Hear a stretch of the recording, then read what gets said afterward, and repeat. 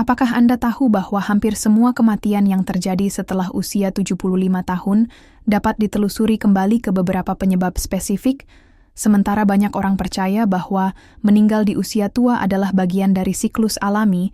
Kenyataannya adalah bahwa sebagian besar kematian ini disebabkan oleh faktor-faktor yang dapat dicegah, risiko yang sering diabaikan sampai kerusakan sudah terjadi.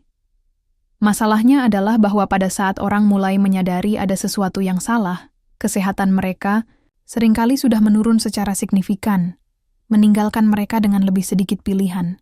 Namun, dengan menjadi sadar akan risiko-risiko ini lebih awal, Anda bisa mengambil tindakan yang bermakna untuk melindungi kesejahteraan Anda dan berpotensi menambah bertahun-tahun, mungkin bahkan puluhan tahun, pada hidup Anda. Dalam video ini, kami akan mengungkap 5 penyebab utama kematian bagi individu di atas usia 75 tahun. Inilah penyebab utama di balik mayoritas besar kematian di kelompok usia ini. Beberapa mungkin terdengar familiar, sementara yang lain bisa mengejutkan Anda. Bagaimanapun, memahaminya adalah langkah pertama yang sangat penting untuk mengurangi dampaknya. Ini bukan hanya angka atau statistik kering. Mereka mencerminkan orang-orang nyata, keluarga, dan keputusan-keputusan yang bisa membuat perbedaan antara kehidupan yang terbebani oleh penyakit atau kehidupan yang penuh kekuatan dan vitalitas. Tetaplah bersama kami sampai akhir, karena kelima kondisi ini tidak ditetapkan dalam batu. Faktanya, melalui perubahan kecil namun konsisten, banyak orang tidak hanya berhasil mengurangi risiko mereka, tetapi juga mempertahankan kemandirian dan vitalitas mereka jauh lebih lama daripada yang diperkirakan. Apa yang Anda pilih untuk lakukan? Hari ini bisa membentuk kemampuan Anda untuk tetap aktif, mandiri, dan sehat di masa depan. Mari kita masuk ke yang pertama. Penyakit jantung.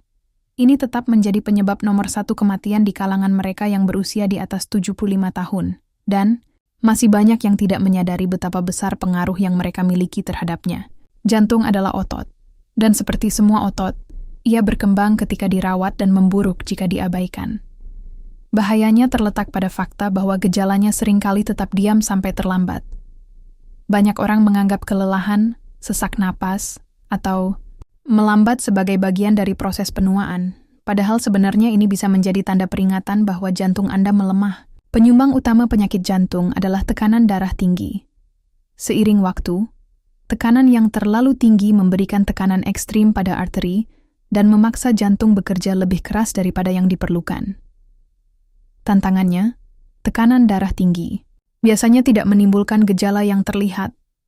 Tidak ada rasa sakit, tidak ada ketidaknyamanan, sampai sesuatu yang serius seperti serangan jantung atau stroke terjadi. Itulah sebabnya begitu banyak manula berakhir di UGD merasa terkejut, tidak menyadari bahwa kesehatan mereka telah menurun. Faktor utama lainnya adalah pola makan yang tidak sehat. Bertahun-tahun mengonsumsi makanan olahan, garam berlebih, dan lemak berbahaya diam-diam merusak tubuh, menyumbat arteri dan membatasi aliran darah. Namun, ini bukan hanya tentang menghilangkan hal-hal buruk. Sama pentingnya untuk memasukkan makanan bergizi yang mendukung kesehatan jantung. Jantung Anda membutuhkan nutrisi yang tepat untuk tetap tangguh. Dan jika diet Anda kurang, kerusakan terjadi lebih cepat daripada yang Anda kira. Kurangnya aktivitas fisik juga merupakan faktor besar. Jantung tidak dirancang untuk diam sepanjang hari. Tanpa gerakan rutin, sirkulasi melambat, otot melemah, dan jantung kehilangan stimulasi yang dibutuhkan untuk berfungsi dengan baik. Anda tidak perlu berlari maraton, tetapi gerakan konsisten, apakah itu berjalan kaki setiap hari, peregangan ringan, atau bahkan latihan di kursi, bisa memberikan keajaiban bagi kesehatan kardiovaskular Anda. Salah satu keyakinan paling merusak adalah bahwa penyakit jantung hanyalah masalah takdir. Orang menganggap itu genetik atau hanya terkait dengan penuaan. Tetapi kenyataannya, kebiasaan sehari-hari, apa yang Anda makan, bagaimana Anda bergerak, dan bagaimana Anda mengelola stres, memainkan peran besar dalam masa depan jantung Anda. Jika ada satu pesan yang harus diambil dari ini, Anda memiliki lebih banyak kendali atas kesehatan jantung Anda daripada yang Anda kira. Keputusan yang Anda buat sekarang bisa menentukan apakah jantung Anda tetap kuat di tahun-tahun mendatang. Dan waktu terbaik untuk mulai melakukan perubahan adalah sekarang. Sekarang mari kita bicara tentang nomor 2. jatuh dan cedera pada lansia. Salah satu ancaman paling berbahaya dan diremehkan bukanlah penyakit, melainkan jatuh. Itu bisa terjadi dalam sekejap. Satu langkah yang salah, pusing mendadak, atau lantai yang licin bisa menyebabkan konsekuensi yang mengubah hidup. Sebuah jatuh bisa mengakibatkan patah pinggul, trauma kepala, atau bahkan cedera yang tampaknya ringan, namun dengan cepat meningkat menjadi sesuatu yang jauh lebih serius. Yang benar-benar mengkhawatirkan adalah betapa tidak siapnya kebanyakan orang terhadap risiko ini. Banyak yang tidak menyadari betapa rapuh tubuh bisa menjadi sampai mereka sudah mengalami jatuh. Faktanya, jatuh termasuk di antara penyebab utama cedera fatal pada orang dewasa yang lebih tua. Setiap tahun, mereka mengirim jutaan manula ke ruang gawat darurat, dan bagi banyak orang, jatuh tersebut menandai awal penurunan permanen. Patah pinggul bisa mengarah pada berbulan-bulan ketidakmampuan bergerak, hilangnya kemandirian, dan risiko infeksi serta komplikasi yang lebih besar. Meskipun jatuh sangat umum, kebanyakan orang tidak menganggapnya serius sampai mereka atau seseorang dekat dengan mereka mengalaminya. Tantangannya adalah bahwa seiring bertambahnya usia, keseimbangan, kekuatan otot, dan waktu reaksi kita berangsur-angsur menurun, tetapi karena penurunan ini begitu bertahap, kita sering tidak menyadarinya. Anda mungkin merasa stabil sempurna saat melakukan tugas harian biasa, berjalan di sekitar rumah, atau meraih sesuatu di rak sampai suatu hari pijakan Anda tergelincir, keseimbangan Anda hilang, dan gravitasi melakukan sisanya. Sayangnya, kemampuan tubuh untuk pulih tidak seperti dulu lagi. Apa yang dulunya hanya tersandung tanpa bahaya, sekarang bisa mengakibatkan cedera serius, kadang-kadang mengancam jiwa. Dan ada bahaya tersembunyi lainnya. Ketakutan jatuh sering, kali mengarah pada lebih banyak jatuh.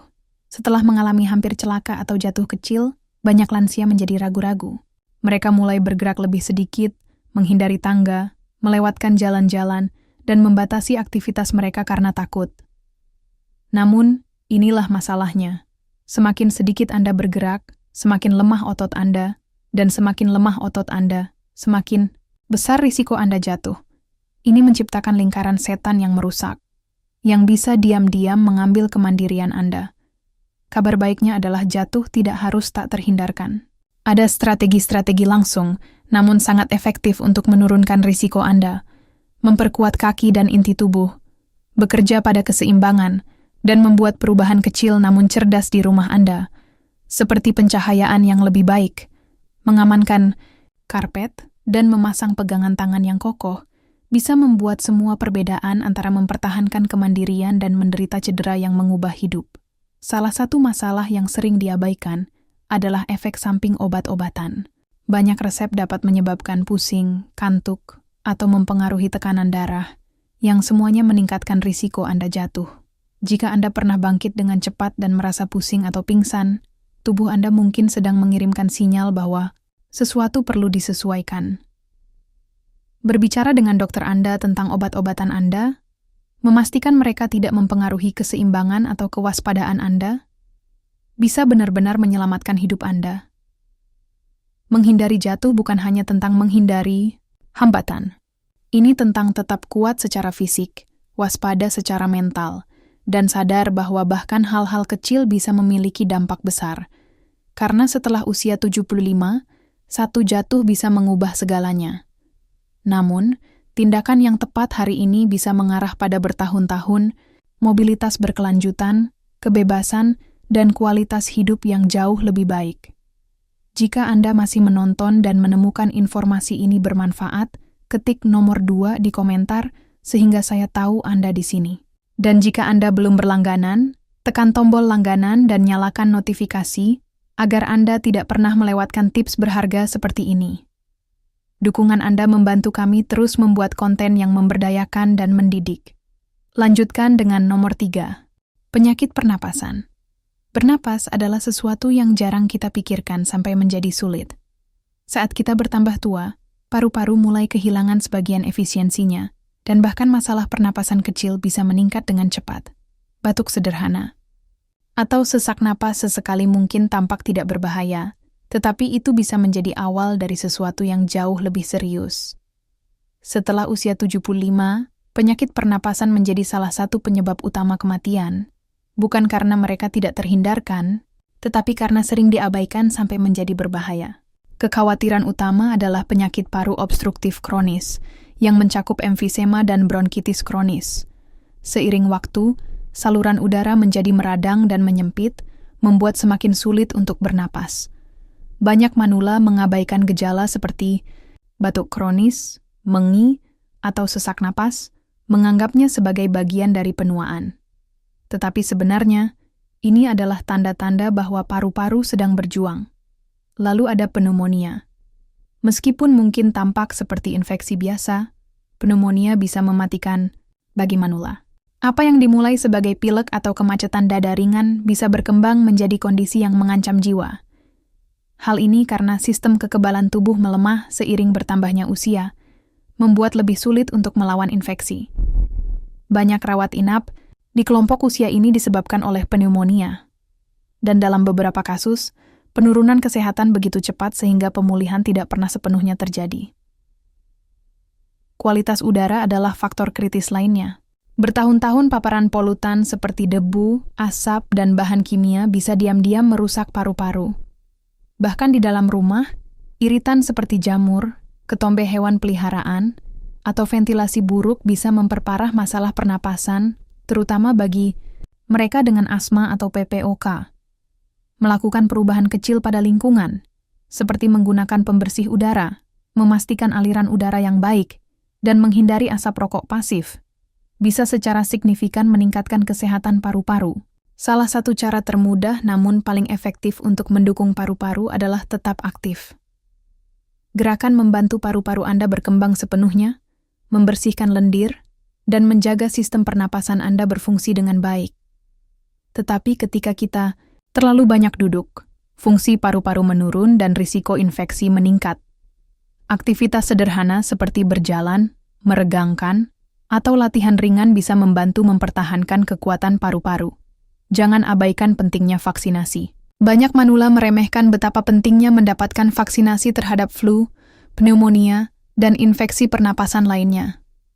Vaksin ini tidak hanya mencegah penyakit, tetapi juga melindungi Anda dari komplikasi yang bisa menjadi mengancam jiwa. Sesuatu yang sekecil tetap up-to-date dengan vaksinasi Anda bisa menjadi alasan Anda menghindari rawat inap di rumah sakit atau lebih buruk. Bernapas seharusnya tidak pernah terasa seperti beban, tetapi bagi banyak orang di atas usia 75, itu memang terasa demikian, bukan karena harus begitu, tetapi karena tindakan tidak diambil cukup dini. Paru-paru Anda bekerja sepanjang waktu untuk menjaga Anda tetap hidup. Merawatnya, melindunginya dari infeksi, dan memperkuatnya melalui gerakan dan udara bersih adalah salah satu investasi paling kuat yang dapat Anda lakukan untuk kesehatan dan kemandirian Anda. Sekarang mari kita lanjutkan ke nomor 4, stroke. Stroke menyerang secara tiba-tiba, tanpa peringatan, tanpa waktu untuk bersiap. Dalam hitungan detik, itu bisa mengubah seluruh hidup Anda. Ini adalah salah satu penyebab paling umum kematian setelah usia 75, dan masih banyak orang yang tidak menyadari betapa banyak faktor risiko terkait stroke yang berada dalam kendali mereka. Bagian yang paling menakutkan adalah stroke jarang memberikan kesempatan kedua. Begitu terjadi, kerusakannya seringkali permanen. Tetapi berikut yang mungkin mengejutkan Anda. Hingga 80% stroke dapat dicegah. Itu berarti pilihan harian Anda saat ini dapat menentukan apakah Anda tetap mandiri atau menghadapi krisis kesehatan yang mengubah hidup. Stroke terjadi ketika aliran darah ke otak tiba-tiba terhalang atau ketika pembuluh darah di otak pecah. Tanpa oksigen, sel-sel otak mulai mati dalam hitungan menit. Beberapa stroke menyebabkan gejala ringan seperti kebingungan sementara atau kelemahan, sementara yang lain mengakibatkan kelumpuhan, kehilangan kemampuan berbicara, atau ketergantungan total. Dan dalam banyak kasus tragis, stroke terbukti fatal. Salah satu penyumbang paling umum dan berbahaya terhadap stroke adalah tekanan darah tinggi. Seiring waktu, tekanan tambahan merusak arteri, meningkatkan kemungkinan mereka pecah atau tersumbat. Dan seperti halnya penyakit jantung, tekanan darah tinggi seringkali tidak menunjukkan gejala apapun. Itulah sebabnya begitu banyak orang berjalan tanpa menyadari bahwa mereka berisiko sampai terlambat.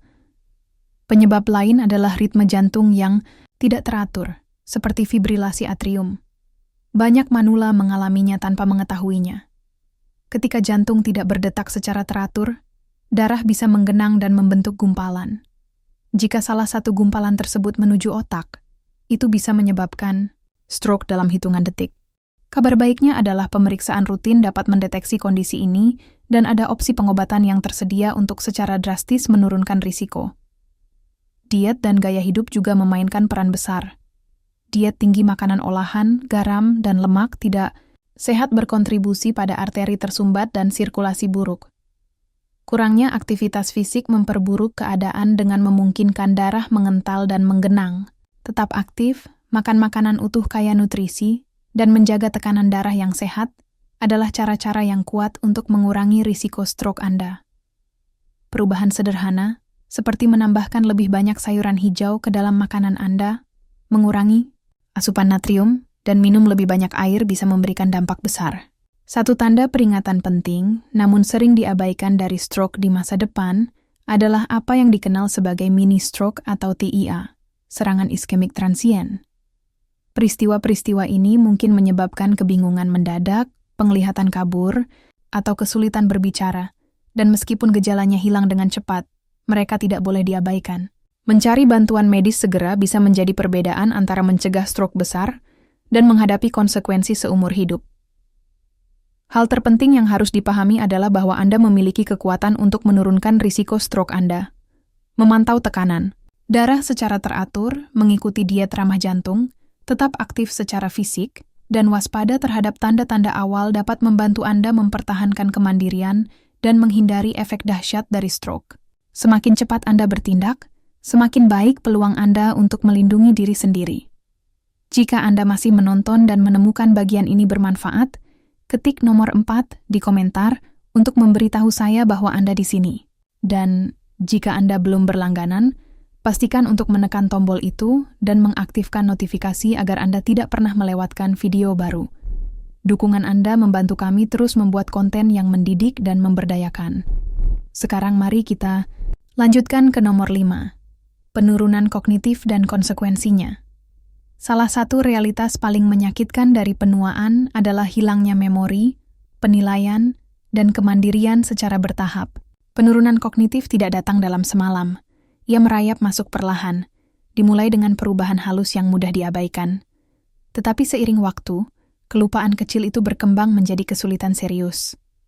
Tugas yang dulunya menjadi hal biasa, seperti mengelola keuangan, mengenali wajah-wajah yang dikenal, atau membuat keputusan yang bijaksana bisa menjadi luar biasa. Dan bagi banyak orang, perubahan ini tidak hanya merepotkan, tetapi bisa menjadi berbahaya. Kondisi seperti penyakit, Alzheimer dan bentuk lain dari demensia tidak hanya memengaruhi otak, mereka memengaruhi seluruh tubuh. Seiring kemampuan mental menurun, kemampuan seseorang untuk merawat diri sendiri juga menurun. Mengingat untuk minum obat, makan makanan seimbang, atau memperhatikan ketika ada yang tidak beres di tubuh menjadi semakin sulit. Dehidrasi umum terjadi karena beberapa orang lupa minum cukup air. Yang lain mungkin makan terlalu banyak atau terlalu sedikit, menyebabkan malnutrisi atau masalah berat badan yang membuka pintu bagi lebih banyak masalah kesehatan. Bahaya serius lainnya adalah cedera tidak disengaja. Lupa mematikan kompor, meninggalkan pintu depan terbuka, atau berkeliaran di area yang tidak aman. Risiko ini meningkat seiring dengan menurunnya kemampuan kognitif. Sayangnya, ini seringkali mengarah pada hasil yang menyayat hati, hilangnya kemandirian. Banyak manula pada akhirnya tidak dapat hidup sendiri dengan aman, dan tanpa perawatan yang memadai, kesehatan mereka secara keseluruhan bisa memburuk dengan cepat. Apa yang membuat penurunan kognitif lebih mengkhawatirkan adalah bahwa banyak orang tidak menyadari bahwa itu sedang terjadi. Gejala dini seperti lupa nama, sering kehilangan barang, atau kesulitan mengikuti percakapan seringkali dianggap sebagai penuaan normal. Tetapi sebenarnya, ini adalah tanda-tanda peringatan dini bahwa otak sedang berubah.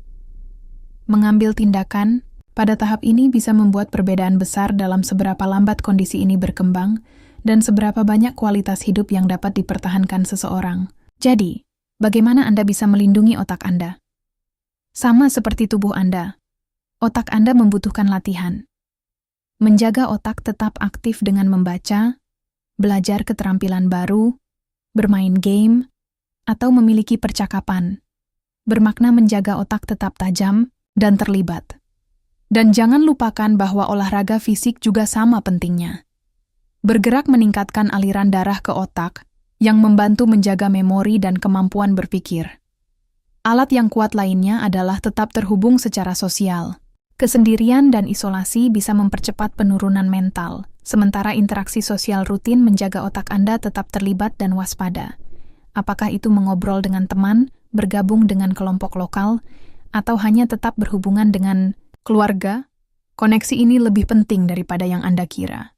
Dan tentu saja, diet Anda memainkan peran utama. Makanan kaya asam lemak omega 3, antioksidan, dan vitamin seperti sayuran hijau, beri, dan kacang-kacangan adalah pelindung kuat kesehatan otak. Di sisi lain, terlalu banyak gula, makanan olahan, dan lemak tidak sehat berkontribusi pada peradangan dan dapat meningkatkan risiko demensia. Kebenarannya adalah pikiran yang sehat dimulai dengan gaya hidup yang sehat. Keputusan yang Anda buat hari ini, bagaimana Anda makan, bergerak, dan berinteraksi dengan dunia, akan membentuk seberapa baik otak Anda berfungsi besok. Penurunan kognitif bukanlah bagian tak terhindarkan dari penuaan. Dengan tetap aktif, terhubung, dan waspada, Anda bisa sangat mengurangi risiko Anda. Saat kita menyimpulkan, luangkan waktu sejenak untuk merenungkan apa yang telah kita diskusikan. Penyakit, jantung, jatuh, penyakit pernapasan, stroke, dan penurunan kognitif. Kelima kondisi ini bertanggung jawab atas mayoritas besar kematian setelah usia 75. Namun, berikut adalah poin pentingnya. Mereka tidak tak terhindarkan.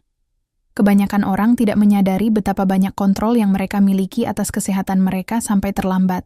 Kebenarannya adalah kebiasaan kecil yang konsisten, dimulai hari ini, bisa mengarah pada bertahun-tahun kekuatan, kejelasan, dan kemandirian yang meningkat. Tidak ada yang suka memikirkan tentang penuaan, tetapi mengabaikan risiko tidak melindungi kita dari mereka. Apa yang melindungi kita adalah kesadaran, mengetahui tanda-tanda, mengambil langkah-langkah pencegahan, dan memprioritaskan kesehatan kita, yang berarti kita bisa menghadapi masa depan dengan percaya diri, bukan rasa takut. Alih-alih fokus pada hal-hal yang tidak bisa Anda lakukan, mulailah fokus pada apa yang bisa Anda lakukan untuk hidup lebih lama, lebih kuat, dan lebih bahagia. Pikirkan tentang gaya hidup Anda saat ini. Apakah ada perubahan kecil yang bisa Anda buat? Mungkin itu menambahkan lebih banyak makanan segar ke dalam diet Anda, bergerak sedikit setiap hari, menjadwalkan pemeriksaan, atau menghabiskan lebih banyak waktu berbicara dengan orang lain. Anda tidak perlu mengubah seluruh hidup Anda sekaligus. Hanya satu langkah kecil ke arah yang benar yang diperlukan untuk memulai perjalanan menuju kesehatan yang lebih baik. Pada tahap kehidupan ini, kesejahteraan Anda adalah aset terbesar Anda. Semakin Anda merawatnya, semakin banyak waktu, kebahagiaan, dan kebebasan yang bisa Anda nikmati. Melindungi kesehatan Anda sekarang berarti Anda bisa terus menciptakan kenangan indah, tetap mandiri, dan menjalani hidup tanpa takut pada penyakit yang dapat dicegah. Setiap hari adalah kesempatan baru untuk memilih diri Anda sendiri. Keputusan yang Anda buat hari ini akan membentuk kekuatan, energi, dan kebahagiaan Anda di tahun-tahun mendatang. Terima kasih banyak telah meluangkan waktu bersama kami. Kami ingin mendengar dari Anda. Tinggalkan komentar berbagi satu wawasan yang Anda peroleh dan bagaimana Anda berencana menerapkannya dalam hidup Anda. Pikiran dan cerita Anda menginspirasi kami dan membantu komunitas ini tumbuh. Jika Anda menemukan video ini bermanfaat, jangan lupa untuk menyukai, berlangganan, dan membagikannya. Dukungan Anda memungkinkan kami terus membawa Anda konten berharga yang benar-benar dapat membuat perbedaan. Terima kasih telah menonton, dan kami tidak sabar untuk melihat Anda di video berikutnya.